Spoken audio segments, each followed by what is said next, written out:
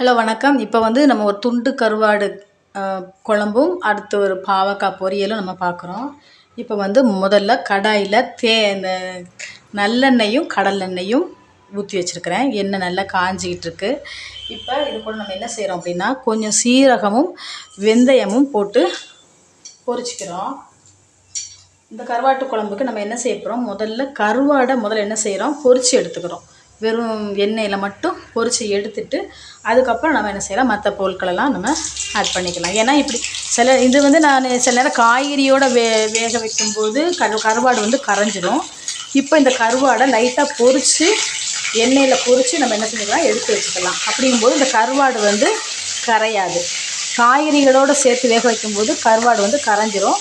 இப்போ இந்த கருவாடு வந்து நம்ம பொரித்து எடுத்தோம்னா கருவாடு துண்டு அப்படியே குழம்புல அப்படியே கரையாமல் கிடக்கும். அதுக்கப்புறம் இதுக்கு தேவையான பொருட்கள் வந்து கொஞ்சம் ஒரு முருங்கைக்காய், பச்சை மிளகாய், கத்திரிக்காய், சின்ன வெங்காயம், பெரிய வெங்காயம், தக்காளி, இவ்வளவும் கருவேப்பிலை, கொத்தமல்லியில் கட் பண்ணி வச்சுருக்கிறேன். அடுத்து தேவையான பொடி, மஞ்சள் பொடி, வத்தல் பொடி 1 ஸ்பூனு, 1½ ஸ்பூனு வீட்டில் அரைச்ச குழம்பு பொடி, அப்புறம் ஒரு எலுமிச்சம்பழ அளவுக்கு நம்ம என்ன செஞ்சுக்கலாம், புளியை கரைச்சி வச்சுக்கலாம். இப்போ கருவாடு வந்து நல்லா பொரிஞ்சிருச்சு. இப்போ நம்ம என்ன செஞ்சுக்கலாம், ஒரு சின்ன தட்டில் எடுத்து வச்சுக்கலாம். இந்த கருவாடை லைட்டாக பொரித்து எடுத்து வச்சாச்சு. இப்போ நம்ம வந்து கொஞ்சம் சின்ன வெங்காயத்தை முதல்ல போடணும். போட்டு நல்லா வதக்கி விடலாம். ஃப்ளேமை கொஞ்சம் கூட்ட வச்சுட்டு நல்லா என்ன செஞ்சுக்கலாம், வதக்கி விட்டுக்கலாம். வெங்காயம் நல்லா வதங்கட்டும். வெங்காயம் நல்லா பொரிஞ்சிருச்சு. இது கூட 2 பூண்டு நல்லா நச்சு அது கூட சேர்த்துக்கலாம். இப்போ பூண்டும் சேர்ந்து நல்லா வதங்குது. நல்லா வதங்கட்டும். இப்போ ஃப்ளேமை சிம்மில் வச்சுட்டு நம்ம என்ன செஞ்சுக்கலாம், சேர்த்த பொடி, வத்தல் பொடி, மஞ்சள் பொடி, வீட்டில் அரைச்ச குழம்பு பொடி எல்லாம் சேர்த்து நல்லா அந்த வெங்காயத்தோடு நல்ல எண்ணெயில் நல்லா வதங்கணும். நல்லா வதங்கட்டும். அந்த பச்சை வாடை போகிற அளவுக்கு நல்லா வதங்கிக்கிறட்டும். இப்போ இது கூட நம்ம என்ன செய்கிறோம், 2 கருவேப்பிலை, கொத்தமல்லி எல்லாம் என்ன செஞ்சுக்கலாம், சேர்த்துக்கலாம். சேர்த்து இதையும் சேர்த்து வதக்கலாம். நல்லா கருவேப்பிலை, கொத்தமல்லி எல்லாம் நல்லா அந்த வத்தல் பொடி, மஞ்சள் பொடியோடு சேர்ந்து வதங்கிட்டு இருக்கு. இப்போ கொஞ்சம் பச்சை வாடை போன விட்டு நம்ம என்ன செஞ்சுக்கலாம், 2 தக்காளி நம்ம என்ன செஞ்சுக்கலாம், நல்லா பிசைஞ்சு விட்டுக்கலாம். அவ்வளோதான். 2 தக்காளி நல்லா பிசைஞ்சு விட்டுலாம். இப்போ அது கூட நம்ம என்ன செஞ்சுக்கலாம், கரைச்சி வச்ச புளியை சேர்த்துக்கலாம். தக்காளி கொஞ்சம் வதங்கட்டும். தக்காளி நல்லா வதங்கிடுச்சு. இப்போ இது கூட நம்ம கரைச்சி வச்ச புளி தண்ணியை சேர்த்துக்கலாம். ஒரு எலுமிச்சம்பழ அளவுக்கு நம்ம என்ன செஞ்சுக்கலாம், கரைச்சிக்கலாம். புளியை கரைச்சி இதெல்லாம் சேர்த்துக்கலாம். ஏன்னா துண்டு கருவாடில் கொஞ்சம் என்ன இருக்கும், உப்பு இருக்கும். ஆனால் உப்பு நான் வந்து கொஞ்சம் பார்த்து தான் நம்ம என்ன செஞ்சுக்கலாம், சேர்த்துக்கலாம். இப்போ புளியை நல்லா கொஞ்சம் கரைச்சி ஊற்றிக்கலாம்.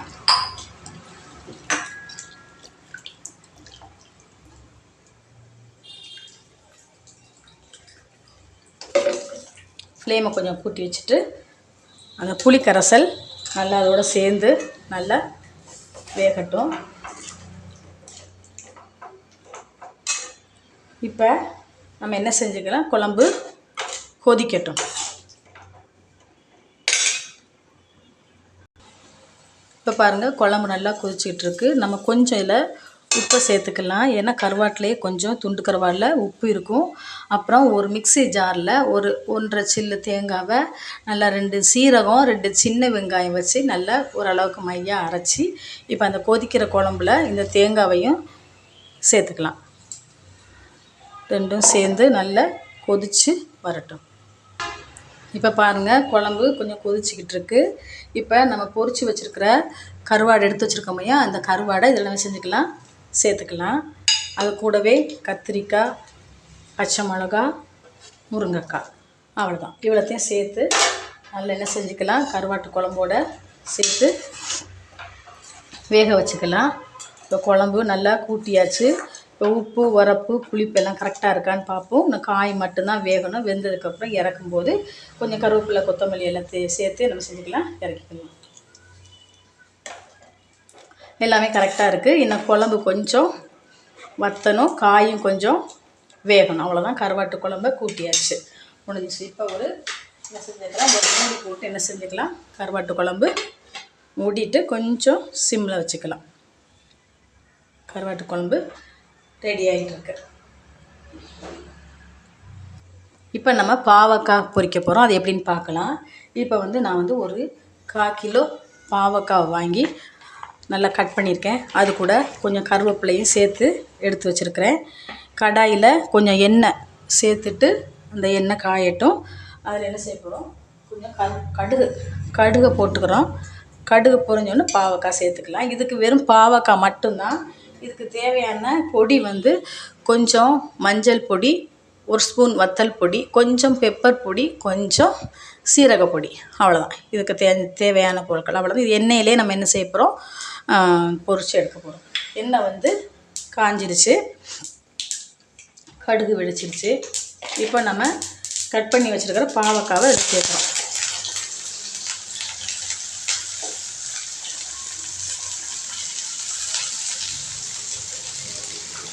பாவக்காவை சேர்த்தாச்சு. அது நல்லா என்ன செஞ்சுக்கலாம், எண்ணெயோடு சேர்த்து கொஞ்சம் கிண்டி விட்டுக்கலாம்.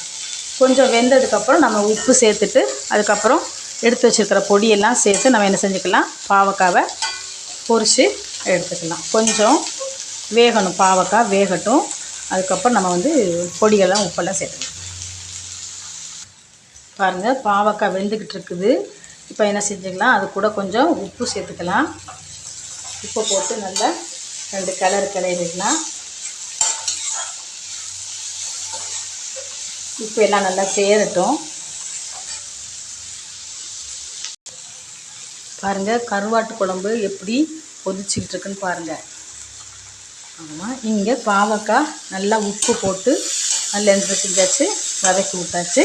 இப்போ நம்ம எடுத்து வச்சுருக்கிற பொடி, வத்தல் பொடி, மிளகு பொடி, சீரக பொடி, மஞ்சள் பொடி, இதை ஃபுல்லாகவே என்ன செஞ்சுக்கிறோம், இதில் தூவி விட்டுக்கலாம். தூவி விட்டு கிளறிக்கலாம்.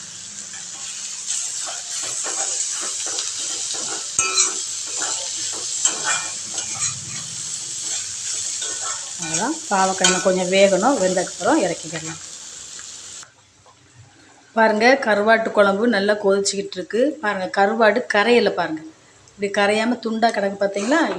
இந்த மாதிரி குழம்பு வச்சா கருவாடு கரையாது. எல்லா காயும் நல்லா வெந்துருச்சு. இப்போ நம்ம கருவாட்டு குழம்ப ஆஃப் பண்ண போகிறோம். ஏற்கனவே நம்ம நிறையா ஆயில் சேர்த்துருக்கோம். ஆனாலும் இன்னும் கொஞ்சம் நல்லெண்ணெய் இறக்க போகிற நேரத்துக்கு கொஞ்சம் நல்லெண்ணெய் சேர்த்து நம்ம என்ன செஞ்சுக்கலாம், இறக்கிக்கலாம். ஒரு கொதி விட்டு அவ்வளோதான், இறக்கிக்கலாம். இங்கே பாருங்கள், பாவக்காய் ரெடி ஆயிடுச்சு. பாவக்காய் நல்லா உப்பு பொடி, மஞ்சள் பொடி, வத்தல் பொடி, மிளகு பொடி, சீரக பொடி எல்லாம் சேர்த்து பாவக்காவை நல்லா எண்ணெயிலே என்ன செஞ்சாச்சு, சுருளை வதக்கியாச்சு. அவ்வளோதான், இங்கே பாவக்காய் ரெடி ஆயிடுச்சு. இங்கே குழம்பு ரெடி ஆயிடுச்சு.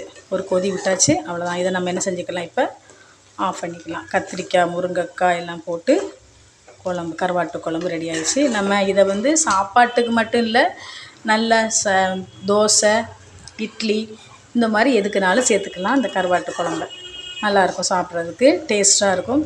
இந்த பாவக்காய் பொரியலுக்கும் கருவாட்டு குழம்புக்கும் டேஸ்ட்டு செம்மையாக இருக்கும்.